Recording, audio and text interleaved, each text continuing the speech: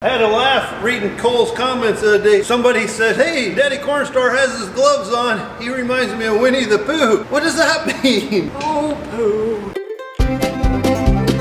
All right, today's a big day for me, I guess, if you want to say that.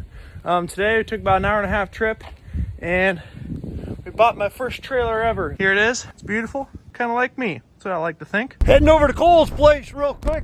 Oh, the camera's flopping around like a fish without water. Cole's running the skid loader. He's trying to push some snow here, so get his driveway open a little bit. Let's take a look and see what Presley and Cooper are doing. Looks like Cooper's ready to do some welding. He's got his welding gloves on. Presley's barehanded and his hands are gonna stick to the metal and it's gonna pull his skin off. Whoa, look at Presley, look at it, we got a video. You gotta be careful when you do this so you don't snap a cylinder. I've seen it done many times. We're gonna go look, see if we got some cat litter or something to sprinkle on the trailer. We'll have to probably make something, get her in the shop one of these days and make something that's got little cleats so we can get some traction. Cooper sprinkled some cat litter. We made a piece of the metal that went across with those radios we have on, and they can just slide it here on both sides. Yeah. Run across, and then you can take them off and on. And then they just slap in. You mean something with bumps on it? Yeah, run a piece of metal runs all the way across that could click into here. Yeah. And then have it go all the way down the trailer or something, or what do you mean? Yeah, just have like 4 of them. Oh, I see what you're saying, across each one. Whoops, hey, you're running away from me. Come back here. This machine right here, we call it the grave digger because that's what it's called. It actually digs through frozen ground to dig graves in the winter time. So I'm just wanting to make sure everything's greased up today. So if we do get a call, everything's ready to roll on it. I've had my truck sitting out here at the cold at Cole's, and I wish I would have brought my warm gear in. I'm gonna see if I can get this dually started. Oh.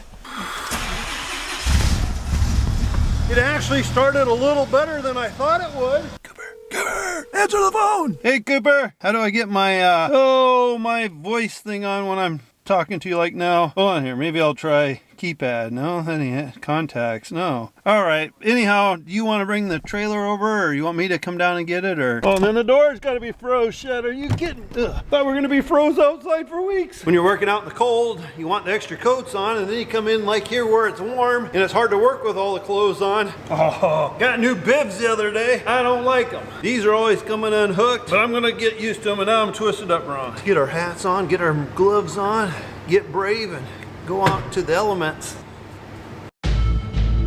I'm ready, I'm ready.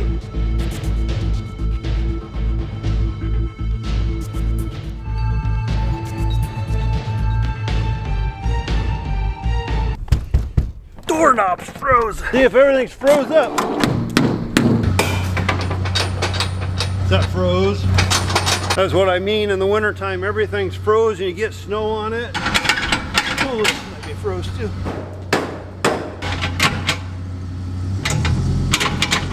Should be good, Coop. Let's get more snow Thursday.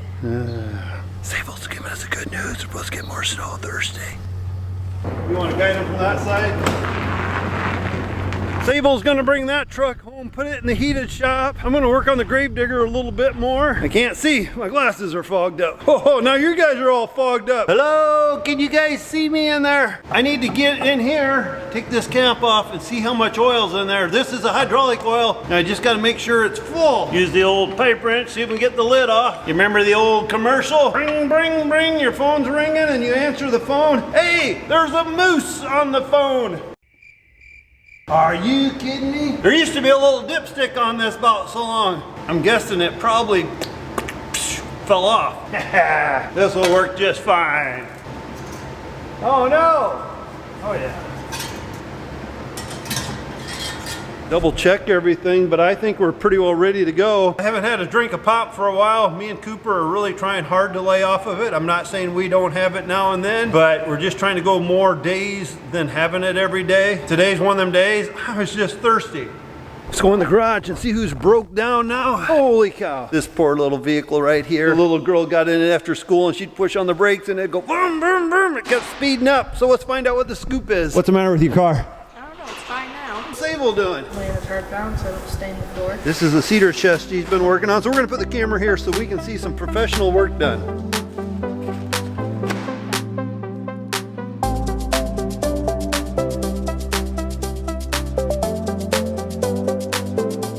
That's looking really nice. That's the top. I like it.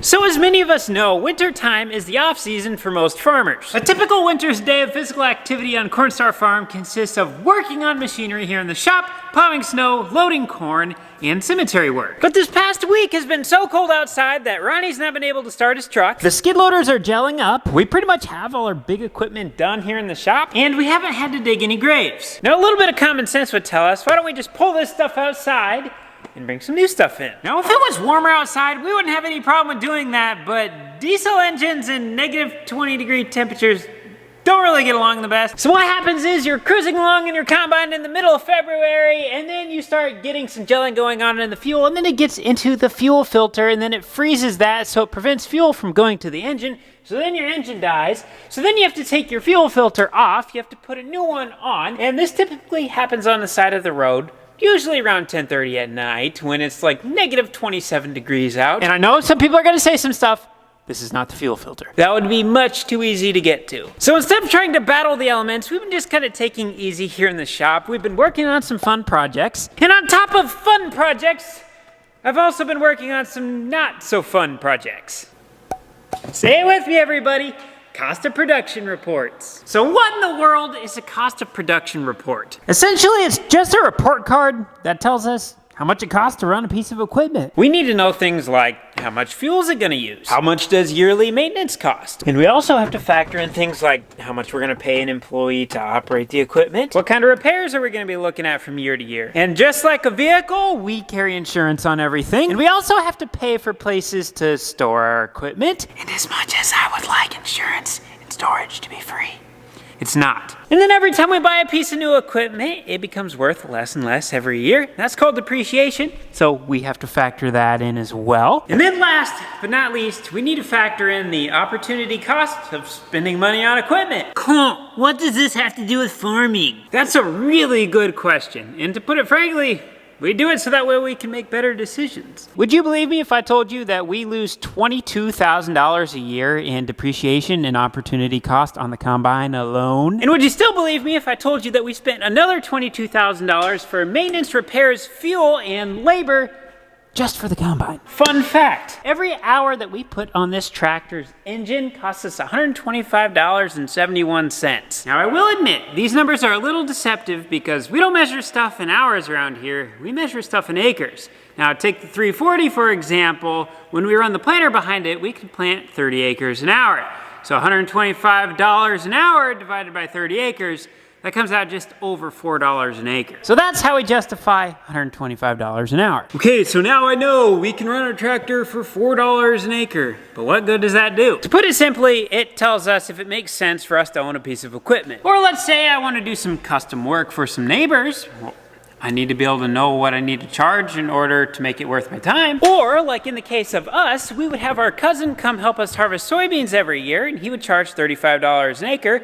So were we getting a good deal or not? After doing some number crunching, come to find out, we could upgrade our combine, get a bigger head, and still save $100 an hour. And that was actually one of the reasons why we decided to go with a bigger machine. And back to the number cruncher, comparing the old combine to the new combine costs us $7,000 more per year to own. But instead of putting 400 hours on the combine, we put 200 hours on the combine. So that also translates over into all the tractors. Instead of putting 400 hours on them, we now put 200. And we're also not paying a truck driver and a grain cart driver for an extra 200 hours of work. So technically speaking, this combine that was $250,000 is cheaper for us to own than a combine that was $30,000. Wouldn't have guessed that, would ya? But really the biggest reason why I like to do this is I can take all of our inputs, so all of our seed, chemicals, fertilizers, and then I can take all of our tractors, implements, combines, and I can pair those all together so I can add up how much it costs us to plant, how much it costs us to harvest, how much it costs us to run all of our semis. I can add all of those numbers together,